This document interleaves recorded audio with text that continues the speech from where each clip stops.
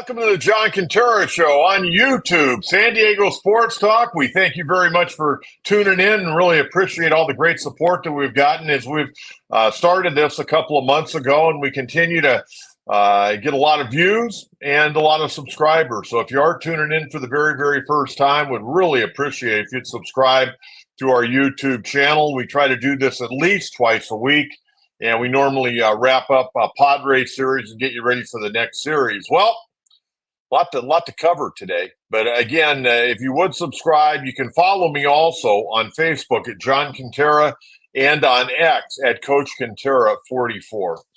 Lot to talk about regarding our San Diego Padres. They're playing great baseball. They get beat in the rubber game of their series in Colorado.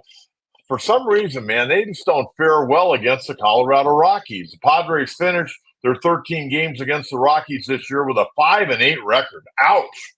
That really hurts. And, it's kind of interesting, and I'll get to that when we get to the numbers here in a little bit regarding the Padres' lifetime. They got a losing record lifetime against the Colorado Rockies, which is kind of hard to believe, but Padres have always struggled, especially at Coors Field, and they certainly struggled on Sunday.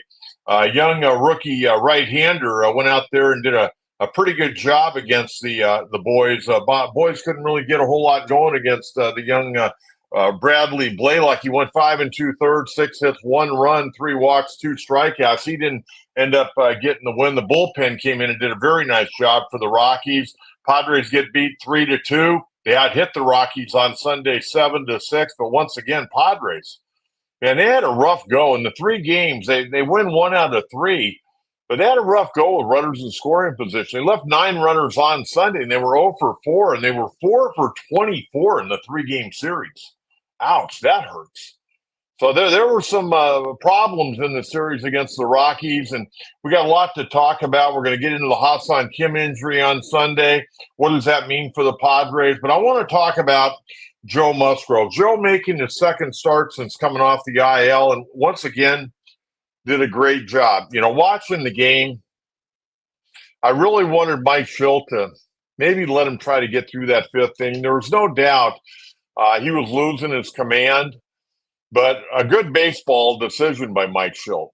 Me being a big Joe Musgrove fan, I wanted to see Joe gut it out, and I think he probably would have, but he did lose his command, and it was a good move by the manager. I know a lot of people probably second-guessed that move, but I think it was the right move. You got to protect Joe from himself. Sometimes when you're a manager or a coach, you got to protect players from themselves. And Joe's the type of guy you do have to protect. He's going to go out there and give you everything he's got. But, you look at his numbers, he looked good. I mean, really, I thought he looked even better at Coors Field considering the environment than he did in his first start last week back off the IL at Petco Park. But Joe went 4 1/3, 3 hits, 1 run, 2 walks, a hit batter, and 6 strikeouts. We recall in his first outing when he went 4 1/3, he only struck out 1. So he had a little bit better command, a little bit better bite, using the curveball more than the slider. You go back 3 years, man, he lived off that slider, but we're seeing more curveballs out of him now, changeup. His repertoire is really kind of changed. And again, with Joe Musgrove, you're hoping and praying that tomorrow when he wakes up, that elbow's feeling okay. I mean, we've talked about it. He got a bone spur in there, and that was causing the inflammation. He's made some adjustments to his delivery, trying to use his legs a little bit more. But again, you never know. I mean, he may be pitching on borrowed time. He may eventually have to go in there and get that chip out of there. We'll have to wait and see. But, Joe doesn't want to do that because that does lead a lot of times, a high percentage of the guys that go in and have a bone chip taken out, it does lead to Tommy John surgery. And obviously he wants to avoid that. Guys miss time, and it aches him. It aches him when he misses time. I can tell you that, because he doesn't want to let San Diego down. Doesn't want to let his ball club down. But I thought Joe pitched great on Sunday. Just kind of looking at the series, Manny didn't have a real good night on Friday. Really came back, had his third 4-hit game of the year on Saturday. Riddled his 19th home run deep into the bleachers on Sunday. Got 71 RBIs. Manny's going to get Manny's numbers. I mean, he hasn't had the great year. He's gotten hot at certain times, but at the end of the year, you're going to look at the back of his baseball card. He's going to have his career numbers pretty much there. Okay, you still got a lot of time left, and he's starting to really drive the ball now. Got 19 homers. You know, I don't know if he's going to get to 30 this year. He'd have to get really hot, but man, he's swinging the bat really well. Really, not a whole lot of offense on Sunday. David Peralta had a big hit. He also had an error that, in a lot of ways, kind of cost him that third run. He allowed Tolia to get to third base when he bobbled the ball in the outfield. Tolia got to third and then came in on a ground ball to second base. That was the third run, and that was the difference in the ball game. But David Peralta, you can't argue. He's playing great baseball. But they get beat on Sunday 3-2. You go back to Saturday night. It was Hall of Famer Todd Helton honored before the game. And Todd Helton, in my opinion, was a definite Hall of Famer. I know people say, well, he played at Coors Field. Todd Helton's a Hall of Famer, folks. And, I watched him for years, not just against the Padres. I used to go down and talk to him. A pretty good guy, actually. Used to go down when he was playing for Colorado and talk to him around the batting cage. And watched him, good first baseman, very deserving of being in the Hall of Fame. But they honored him on Saturday night. The game got started a little bit late. But at the end of the day, the Padres came out. They pounded out 15 hits. I mentioned Manny had 4 hits that night. I mean, did a great job. Luis Camposano came to life a little bit. I mean, he had a 2-hit night, popped his 8th homer of the year. Bryce Johnson, I want to talk about this young guy. Because Bryce Johnson, obviously, if Fernando comes back, is going to get shipped down to AAA. Guy doesn't play a whole lot. He pinch runs. He plays the outfield in the late innings of the Padres have a lead, and they take out Peralta. Bryce Johnson came in with 2 hits on Saturday night, got a start in center field. They gave Jackson Merrill the night off. And Bryce Johnson did a good job. Good defensive outfielder, no question about that. Runs exceptionally well and got 2 hits and drove in 2 runs, hitting like 222 on the year. But he and Tyler Wade, those guys have done a good job. In their role, they've done a good job. I have no complaints. That's who they are. That's what they're there for. You're not going to have a whole bench of superstars. But, when Fernando comes back, I would assume, unless there's another injury, Bryce Johnson will go down to the minor leagues, and maybe he'll be the guy that gets called up when the rosters expand by a couple in September. Those guys are doing a nice job, doing a really nice job. But they win on Saturday night 8-3. They out-hit the Rockies 15-5. I mentioned their struggles in the series, 4 for 24. Well, they were 4 for 12 in that game on Saturday night. They got the job done. Did a very nice job. Dylan Cease had a shutout going into the 6th inning and ended up, tiring. 5 2/3, 3 hits, 3 earned runs, walked 5, which you can't do. 5 strikeouts. 13 of 24 first pitches were strikes. You'd like that a little bit higher, but the guy, he's 12-9 and a 3.46. You can't complain about that. Did a nice job. Adrian Morahone, Jason Adam, Tanner Scott, Jeremiah Estrada. Man, they're bringing some studs out of that bullpen. I mean, you better ratchet it up. If you're a hitter, you better be ready to hit that fastball. Because if you're tardy, you're in trouble. I mean, these guys got some severe heat coming out of that Padre bullpen right now. And Suarez didn't even pitch. I mean, we didn't even see Robert Suarez in the series at all. Think about that. He got some time off, which is not a bad thing. But they went on Saturday night after not playing real well on Friday night. They got beat 7-3 on Friday night. They were out hit 10-9, 0 for 8 with runners in scoring position. Matt Waldron tagged for 6 runs in the first 2 innings. Ryan McMahon got him for an RBI single. Brendan Rodgers ripped a 3-run homer. Charlie Blackmon a 2-run jack. In all, Waldron hung around for 5 2/3, 9 hits, 7 runs, all earned, 1 walk, 6 strikeouts, gave up 2 home runs. And really offensively, Padres had a couple of guys with 2-hit games. Luis Arraez, 2 for 5, who, by the way, also went 0 for 5 on Sunday. Jackson Merrill, a 2 for 4, a 6th triple of the year. David Peralta, 2 for 3, a walk, doing a nice job. Ha-Seong Kim had a 2-run homer in that game. But at the end of the day, Padres dropped 2 out of 3 to the Rockies. And not only that, the Padres had a chance to set a franchise record on Sunday for winning the most consecutive series. They'd won 8 in a row. A team back in 2007, the Padres team back in 2007, won 8 series in a row. And the Padres come up a little bit short, man. It was right there. It was right there. They're playing so well. They're playing so well. Okay, I want to take a look at some numbers. Then we're going to get into Ha-Seong Kim, and we're going to talk a little bit about Matt Waldron today. Okay, the Padres with the loss on Sunday. They're now 70-55. Dodgers won, by the way, on Sunday. So the Padres, once again, are 3 games back of LA. Road trip, 3-game road trip. They're 1-2. Road record now, 37-26. 11 games over on the rest. Fantastic. At Petco Park, 7 key games this week, folks. 7 key games. You've got the American League Central second place team who's breathing down the neck right now, the Cleveland Guardians, the Minnesota Twins coming to town. Good ball club. Managed very well. Rocco Baldelli, good ball club. Going to be 3 fantastic games, and then there's no days off. Padres are in a stretch right now playing 18 games in 18 days. And the Mets come in, and the Mets are right in the wild card race. I mean, if you don't have tickets for any of the 3 games against Minnesota or any of the 4 for the Mets series, you might want to, get on Padres.com and get tickets. They're going to be a hell of a series. Both of them. Going to be great baseball, intense baseball this time of year. Okay, at Petco Park, the Padres are playing better, but only 4 games over 500 at 33-29.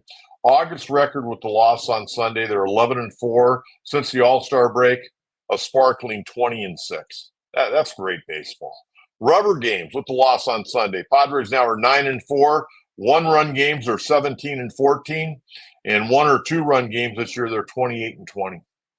And I mentioned Colorado. I mean, Buddy Black, I'm sure, is drinking a nice beer and feeling good, even though he doesn't have a great ball club. I know Buddy takes a lot of pride in beating the Padres. And again, the Padres finished the year against the Rockies 5-8. They're done. So the Rockies win the season series. But all time, think about this. And I know they had Larry Walker and they had Dante Bichette and Vinny Castilla, and they've had some big boppers up there over the years. Padres are 253-275 against the Rockies. Losing record against the Rockies. That kind of irritates me a little bit. Okay, I want to talk about Ha-Seong Kim. Ha-Seong Kim is hitting 233. He hasn't played the defense this year that he played 2 years ago when he played shortstop, but he's still an awful good defender. He won the Gold Glove last year at second base and struggled. Maybe, being a free agent at the end of the year, maybe he's put a lot of pressure on himself. And I would imagine he's probably put even more pressure on himself because he hasn't had the big offensive year like he had a year ago. And on Sunday, he got a base hit, was on first base, and they tried to pick him off. He went back into first. And he came up, called timeout, trainer came out, Mike Schultz came out, and Ha-Seong Kim jammed his right shoulder. And it didn't look good. It didn't look good because he walked right off the field. It wasn't like the trainer came out and said, hey, can you do this? Can you do that? What kind of strength you got in your hand? Ha-Seong Kim walked off the field right away. And the Padres are calling a jammed right shoulder. Well, you got a couple of problems. Number one, you don't have any days off. So I would imagine, he's going to be listed day to day right now. He's going to get imaging on Monday when the ball club gets back. So I'm sure that's going to happen early. But it's also his throwing arm, throwing shoulder. And you got to make that deep throw from shortstop. Got to wonder if you could lose him. And if you lose him, let's talk a little bit about how Mike Schultz would go about replacing him. I think if it's only for a few days, I think you throw Tyler Wade in there, especially against right-handed pitch and left-hand batter Tyler Wade. You can throw him in there. You can swing the bat a little bit, play defense. If it's going to be long-term, probably going to have to move Xander back over there. And then you put Cronenworth at second. Luis Ariz becomes your first baseman. And more times than not, Donovan Solano's bat gets into the lineup, which isn't a bad thing. But I think asking, if he has to, for an extended period of time, to ask Xander Bogaerts, even though that's his natural position, to ask him to go back over to play shortstop for an extended period, that's going to be a big ask at this point in time because he hadn't been over there. He may have been taking a few ground balls here and there, but that's a big ask. Cronenworth, I don't think is an option at this point in time. He hadn't been over there in a long, long time, and that would be unfair to ask him to do that. So I think in the short term, it would be Tyler Wade. Now, I'll throw another monkey wrench in there. Well, let's just say that Ha-Seong Kim's going to be gone for an extended period of time. I think there's going to be a pretty good defensive shortstop released here pretty soon by the Dodgers, Nick Ahmed. You say, oh, we're not going to get Nick Ahmed. He's been with the Diamondbacks last year and most of his career, and then he went to the Giants this year, and he got DFA'd there, and then the Dodgers would let him go. The guy can play defense. You got to have a good guy at shortstop. You can't be booting the ball. Nick Ahmed, with Tommy Edman and Max Muncy coming back in the Seattle series early in the week for the Dodgers, I've been told, Nick Ahmed might be the odd man out. Now, where the Padres would, they could put a claim in on him, but there'd be other teams that probably put in a claim for him, so you probably wouldn't get him. But that's something that a general manager and his front office has to be concerned with. But we'll wait to see what's going on with Ha-Seong Kim. But boy, the way he came up, called timeout, Mark Rogo, the trainer, came out, Mike Schultz came out, and he walked right to the clubhouse, right in the dugout, slammed his helmet down with his left arm. He was so frustrated. And that tells me he may be out a while. But again, they're going to do a bunch of testing on Monday. We'll have to wait and see. So that'd be my take. If I want to play general manager, because I know a lot of you like to play general manager. Short term, Tyler Wade. Long term, you got to move the X-Man back over there. You put Cronenworth at second, Arise at first, and Donovan Solano becomes your full-time DH. And as far as, like an update on Fernando, not a whole lot. Been pretty quiet. He stayed back in San Diego over the weekend to work out, but, no even remote talk about him going out on a rehab assignment. So I don't know. I will tell you this, when Fernando does come back, he's going to be walking into a pressure cooker because this team's right in the middle of a big pennant race. They're trying to win the division. Now it's trying to get a wild card. He hadn't played in a long time. Could change the dynamics of that batting order. The batting order has been pretty good. I mean, these guys are swinging the bat really well. And again, 20-6 since the All-Star break. They'd won 8 series in a row until losing the rubber game on Sunday against Colorado. You got to like that. Okay, we need to talk about Matt Waldron. And I think most of you know how I feel about Matt Waldron. I'm a big fan. He got off to a really a shaky start early in the year. You kind of wondered whether or not he'd be with the ball club for an extended period of time. Then he got into a really nice role and he's done a good job. But right now he's in a tough spot. He's in a very tough spot. Overall, he's made 25 starts. He's 7-10 with a 4.29 ERA. He's pitched 138 in the third innings. Maybe he's getting tired. I mean, it's a different level. This ain't AAA baseball. This is not minor league baseball. It's a different element. But, his last 6 starts, he's 2-2 with a 6.25 ERA. And in the month of July, he had a 4.97. So, he had a bad July, and he's having a bad August right now. So Matt Waldron's got to get it turned around. And he's got the ability to get it turned around. But, pitchers are kind of like the stock market, up and down. You'd like a little bit more middle ground. But right now he's in kind of a tough one. 6 starts, 2-2, and a 6.25 ERA. Okay, let's talk about the Padres' top 2 prospects in the organization. And one of them, I think, is doing pretty well for being 17 years old. The other one, who's 18, is struggling. And that's the Padres' number 1 prospect. And by the way, he went from like number 8 in baseball. He's dropped down to number 20, and that's catcher Ethan Salas.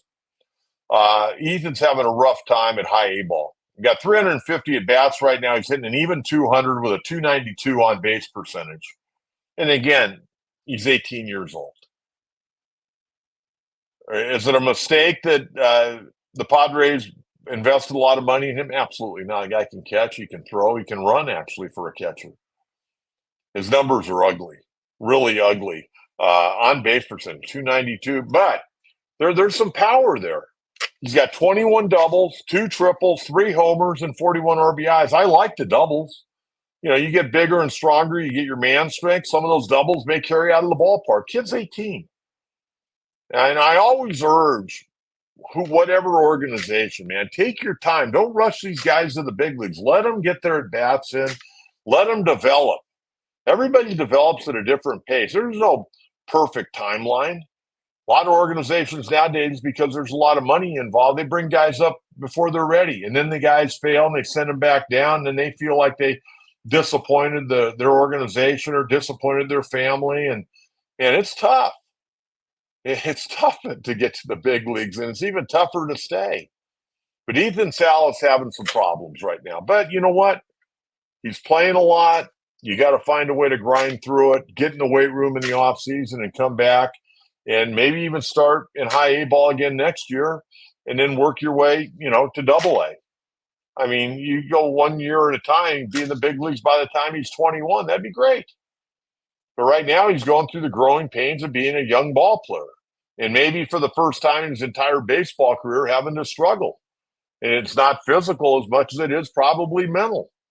I talk to ball players all the time, and I test them because I want to know how bad guys want the game. How bad do they want to work at getting to the big leagues? I talk to a lot of minor league kids that call me when they're struggling.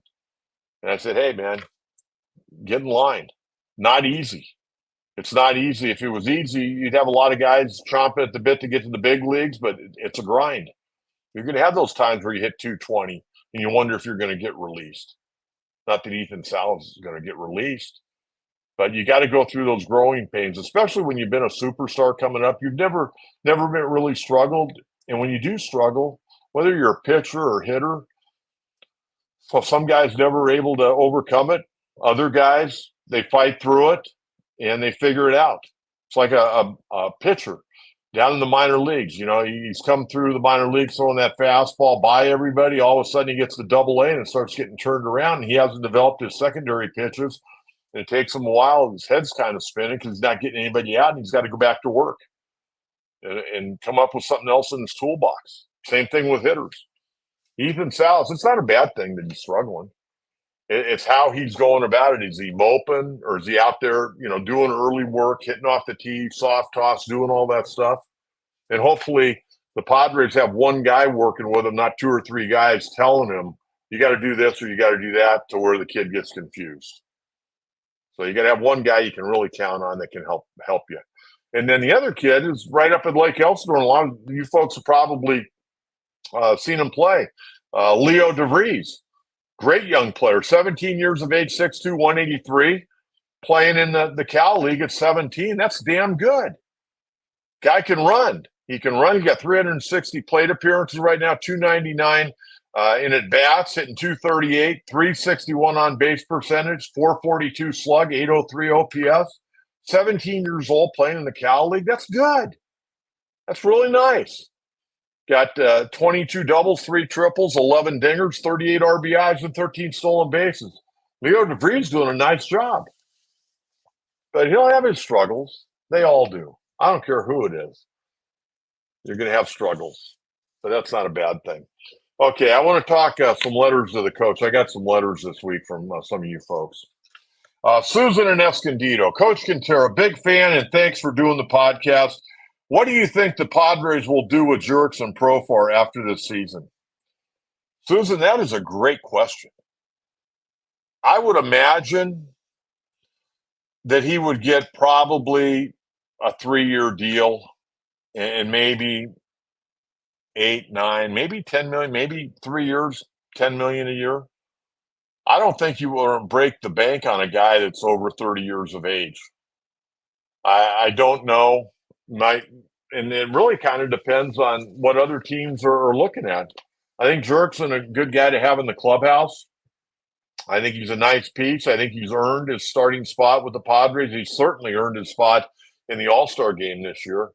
And a guy like that's a grinder who works in the offseason, he even plays winter ball a little bit to get better and is constantly working.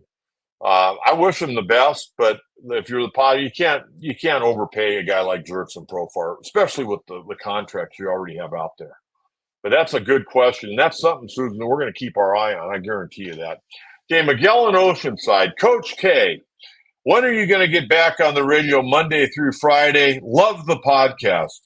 Well, Miguel, my phone's available, but, there are very few opportunities in San Diego and in Southern California. And I can tell you that I'm not moving to Los Angeles. I'm not moving to Orange County. I'm staying where I'm born and raised in San Diego. And, I would hope at some point in time, considering my ratings were off the chart, especially for midday radio. They were the highest sports talk radio ratings in the history of San Diego sports talk, dating back to 1990. So I would think that somebody may figure that out and they may call. But, I'm a sports guy. And I'm not a bells and whistles guy, and I'm gonna if I think there's something that needs to be talked about, we're gonna talk about it. That's why we have this podcast.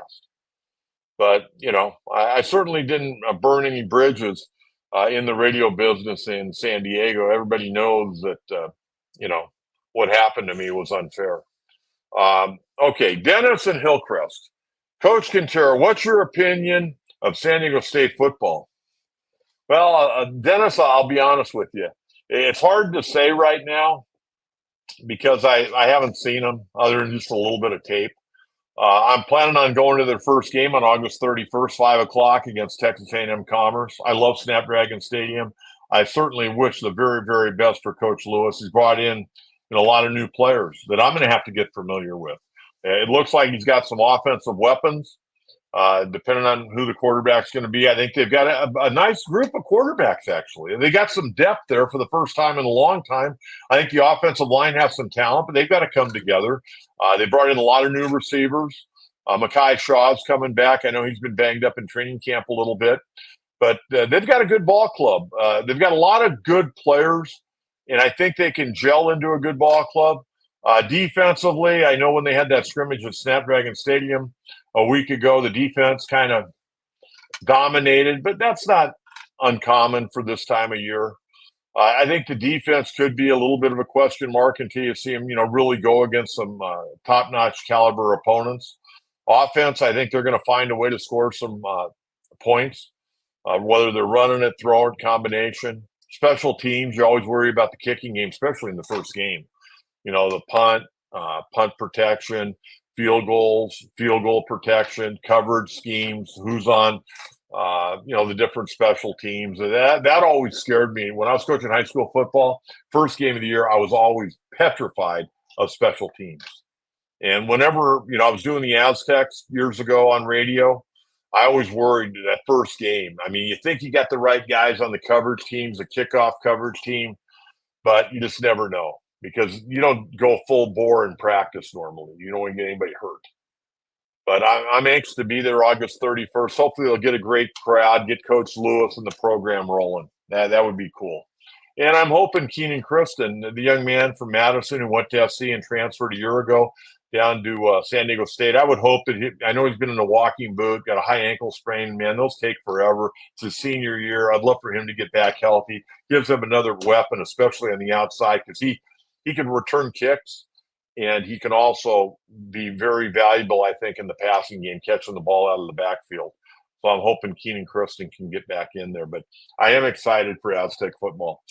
Steve in Pacific Beach, what your former employer did to you was so Bush League. You were the best, not only at the station, but all of SoCal. Steve, thank you very much. And I couldn't have said it better. I would agree with you. I wasn't treated real well on that, but hey, that's life, and I've moved on, and they've got what they got. So, all right. The other thing we want to get to now, we want to get to some pitching matchups. Then I've got a San Diego note or two for you. Okay, pitching matchups for the series against the Minnesota Twins. Monday night, 6:40. Minnesota going to go with rookie right-hander Zebby Matthews, making a second major league start. He's only pitched 5 innings. 1-0 with a 3.60 ERA, going against Padre right-hander Michael King, who's been fantastic. 10-6 and a 3.19 ERA. Tuesday night at Petco Park, 6:40. Big guy going for Minnesota. And I mean big. 6'9", 260 right-hander Bailey Ober. 12-5 and a 3.49. Bailey's having a heck of a year, man. I'll tell you what, he looks like Man Mountain Mike on the hill. 6'9".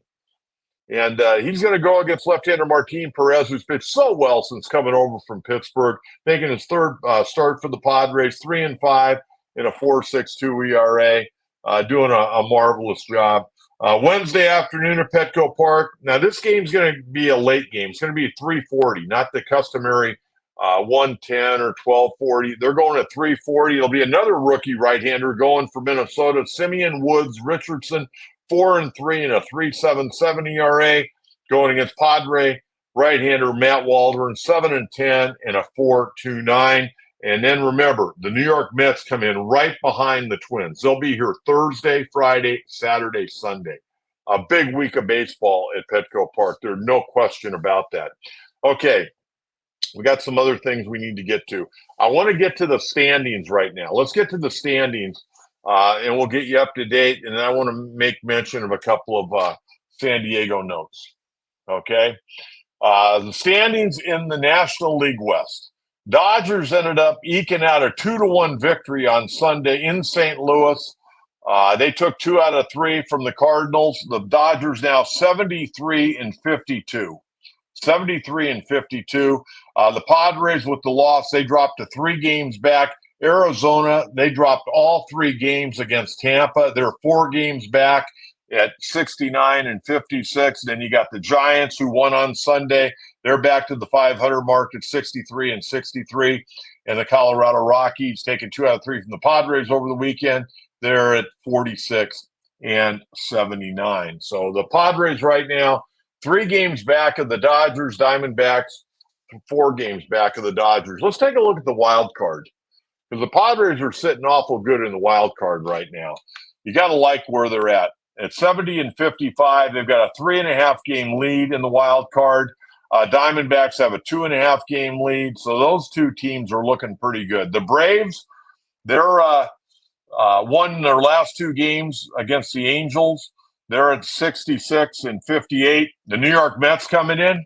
I'm telling you, that series on Thursday, Friday, Saturday, Sunday, Petco is huge for the Mets and for the Padres. The Giants trying to stay in there. I don't know if they can at 500. They're 4 games back, but you know what? They got pretty good pitch. I mean, they struggle to score runs. And then the Cardinals, they're falling on hard times. They're 2 games under 500 at 61-63, 5 games back. I'm not ruling them out. And I'm not ruling out the Cubbies either at 5.5. The Reds, they're done. Stick a fork in them. They're 6 games back. I don't think the Cubs are going to get back in. I think they can, but games are starting to click off the calendar. They're going to have to get a little bit better here real quick. Okay, I want to talk about a couple things. I'll stay with baseball for a minute. There's a couple of guys from San Diego that are very, very highly rated. We were talking about the kids from San Diego, Padres, that are in the top 100. Well, there's 2 other players from San Diego in the top 100 right now. And one is from Eastlake High School, Marcelo Mayer with the Boston Red Sox organization. He's the 5th highest rated player in minor league baseball. He's considered the 5th best prospect in all of minor league baseball, and I would imagine he's going to get called up here soon. I thought he was getting called up last week, but it didn't look like they ended up making that move. But Marcelo Mayer played for Dave Gallegos down at Eastlake High School, Boston Red Sox, the 5th rated player in the prospect rankings right now. And a young man from my alma mater at Torrey Pines, Carson Williams, a shortstop, right behind Marcelo Mayer at number 6. Both these guys in the top 6 in all of prospects in baseball. Carson Williams playing for Tampa Bay organization out of Torrey Pines High School. And the other guy that I wanted to mention is Grant Holman, a young man that I actually recruited to John Boggs, a great baseball agent. I recruited Grant to John Boggs when he was coming out of Eastlake High School. And over the weekend, Grant Holman, who was putting up unbelievable numbers in AAA for the Oakland Athletics organization, got called up. And he got to make his major league debut on Saturday against the San Francisco Giants. He went 2/3 of an inning, giving up 1 hit, came in relief, and did a very nice job. And his ERA down in the minor leagues was like unbelievable. And very happy for Grant Holman and his entire family. He's a good kid. He also played for Dave Gallegos down there at Eastlake. In fact, Grant was not only the CIF Player of the Year when he was there, he was also the California State Player of the Year. He was a good hitter in high school, went to Cal, and now has made his way to the big league level as a right-handed pitcher. So very excited about that. And one last note before I close it out. Landon Donovan is back. Landon Donovan, who I thought did an incredible job of coming in and starting that USL team, the San Diego Loyal, and then San Diego FC came in, and that'll be starting in 2025. They're going to be, have an expansion draft, a supplemental draft, and all that kind of stuff. And I'm excited about that. But the San Diego Wave have fallen on hard times, and they let Casey Stoney go. That was kind of odd. Casey Stoney was the head coach, and a year ago they had the best record in the NWSL, and this year they were struggling mightily. In fact, they let Casey Stoney go. Assistant Paul Buckle took over as interim head coach. He said he would do it until the Olympics were over, and then the other players were coming back. Well, they hired Landon Donovan this week with the San Diego Wave, at least through the rest of the year. Interim coach. He'll be their third head coach this year. Landon Donovan did a nice job with the Loyal, and right now he inherits a team in the Wave that are in 10th place. They're 3-7-6, and they've only scored 12 goals in 16 games. 12 goals in 16 games. They've only given up 17 goals, which isn't bad, but they've only scored 12 in 16 games. So good luck to Landon Donovan. He's a San Diego now. He's lived here in San Diego for 9 years. Good guy. And I wish him the best in getting the Wave turned around. So that'll close it out. But again, we're on YouTube. Would love for you to subscribe. You can follow me on Facebook at John Kentera, and you can follow me on X at Coach Kentera 44. And right under on YouTube, we have an area for comments. I would love your comments. If Ha-Seong Kim is going to be out an extended period of time, what do? I think short term, in my opinion, you go with Tyler Wade.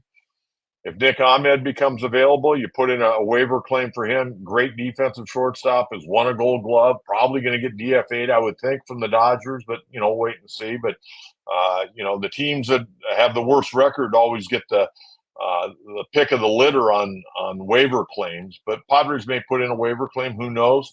But we're going to know more about Ha-Seong Kim on Monday. He's going to have some imaging, and I'm sure the Padres right now are going to list him day to day. But I'd like your opinion. I think short-term, Tyler Wade. Long-term, probably going to have to go with the X-Man, moving him back over there. Keep Cronenworth at second, Arise at first. You let Donovan Solano be your full-time DH for the most part. That's the way I see it. But love to hear your comments about the program. And I want to thank everyone for tuning in again. We're on YouTube, The John Kentera Show, San Diego Sports Talk. And also, please subscribe. And we'll look forward to doing this again real soon. Probably there'll be another one out on Wednesday morning. So take care, and let's hope the Padres have a great series against a Minnesota team that's coming in with a really, really nice record and some very talented players. Not going to be an easy week for the Padres, but we'll catch up with you on Thursday, everyone. Thanks again for tuning in. Bye-bye.